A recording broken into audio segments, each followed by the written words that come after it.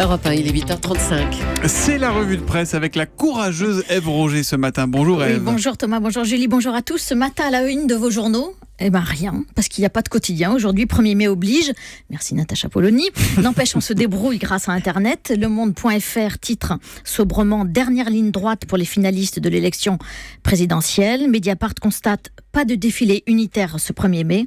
Enfin, l'Humanité.fr annonce « 1er mai, barrage social à Marine Le Pen ». On commence donc avec ce curieux 1er mai sans défilé unitaire ni mot d'ordre commun contre le Front National. Oui, il faut lire l'interview ce matin de Sophie Bayrou sur le site de Mediapart. C'est une spécialiste de l'univers syndical et elle est interrogée sur l'après-second tour. Comment les organisations syndicales vont réagir?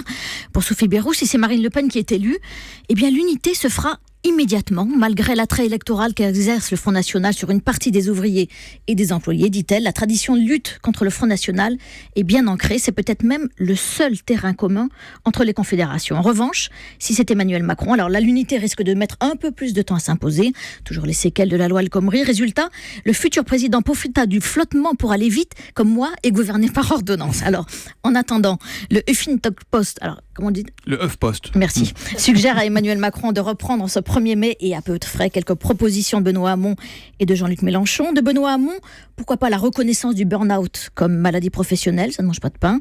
De Jean-Luc Mélenchon, pourquoi pas l'idée d'une médecine préventive de l'emploi. L'idée, c'est d'avoir droit à une consultation médicale en même temps que l'on s'inscrit pour la première fois à Pôle emploi pour identifier les personnes les plus fragiles. Le problème du burn-out, c'est un vrai problème. Hein. Bon, mais le travail n'est pas qu'une question de chiffres ou d'économie, c'est aussi, vous nous dites, une histoire d'amour. Et oui, c'est Philosophie Magazine qui le suggère avec cette une.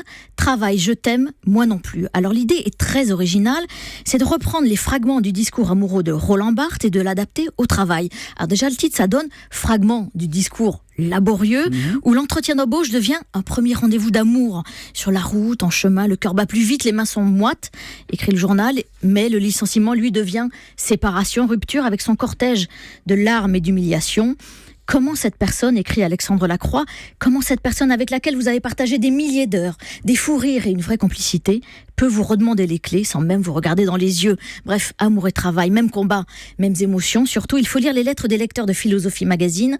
Tout commence par « Mon cher travail » et tout raconte les difficultés de vivre avec, mais surtout de vivre sans. On revient à l'élection présidentielle, Ève, et à ces conversations en famille qu'elle suscite forcément. Et oui, alors c'est Pascal Richer sur le site de l'Obs qui s'amuse. Il parle à son beau-frère, alors il s'appelle Jean-Claude, qui envisage de s'abstenir pour le second tour parce qu'il déteste, je cite, le libéral Macron autant que le lepénisme. Alors le journaliste prend un à un les arguments de Jean-Claude pour ensuite les démonter. Je vous donne un exemple. Jean-Claude dit: de toute façon, Marine Le Pen, elle n'a aucune chance de gagner. Alors Pascal Richer répond: 1, on disait ça de Donald Trump, on a vu le résultat. Et puis 2, attention à ce qu'on appelle l'abstention différenciée.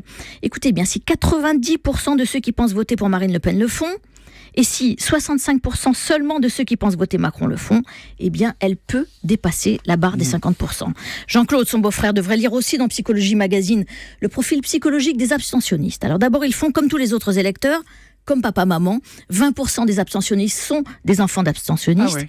Ensuite, c'est une question d'habitude. Quand vous n'avez pas voté aux 2 premières élections où c'était possible, eh bien vous avez de grandes chances de ne plus jamais y aller. De cette absence de quotidien, vous en avez profité pour prolonger votre lecture du numéro de la semaine de Elle. Et oui, Alix Géraud-Delin, l'éditorialiste, enrage. C'était l'édito de sa vie. Pouvoir enfin écrire aux urnes citoyennes, pour la première fois dans l'histoire, une femme va peut-être diriger la France, sauf que cette femme, c'est Marine Le Pen. Depuis 2004, en tant qu'eurodéputée, elle n'a voté que 4 des 43 textes qui visent à améliorer la condition féminine, écrit Alix Géraud-Delin. Pas un mot sur le droit à l'avortement dans son projet, pas une ligne non plus sur la parité en politique. Nous voterons donc pour un homme, conclut-elle, sans état d'âme. Quelques pages plus loin, toujours dans le L, Dorothée Werner nous apprend que la tendance se confirme bien. Les femmes, aujourd'hui, votent comme les hommes, et ça c'est nouveau. Pendant des années, elles votaient un peu moins à gauche que les hommes, et jusqu'à 1/3 de moins pour l'extrême droite. Et bien ça c'est fini. C'est bien la preuve que l'égalité des sexes progresse.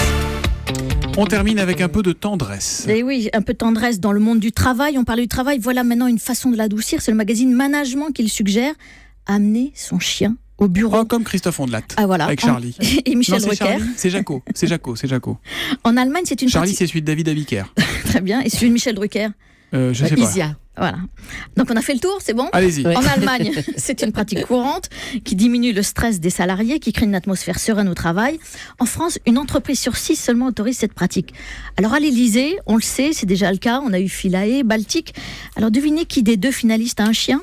Je sais pas. Emmanuel Macron. Et il s'appelle Figaro, c'est un dog argentin. Marine Le Pen, elle, vous le savez, on en a déjà Elle a parlé, des chats, elle a 5 chats. Mais l'article ne dit pas, pour l'ambiance du travail, s'il vaut mieux 5 chats ou un seul chien. On est sur les vrais enjeux de la campagne. Là, pour finir, merci beaucoup Ève Roger.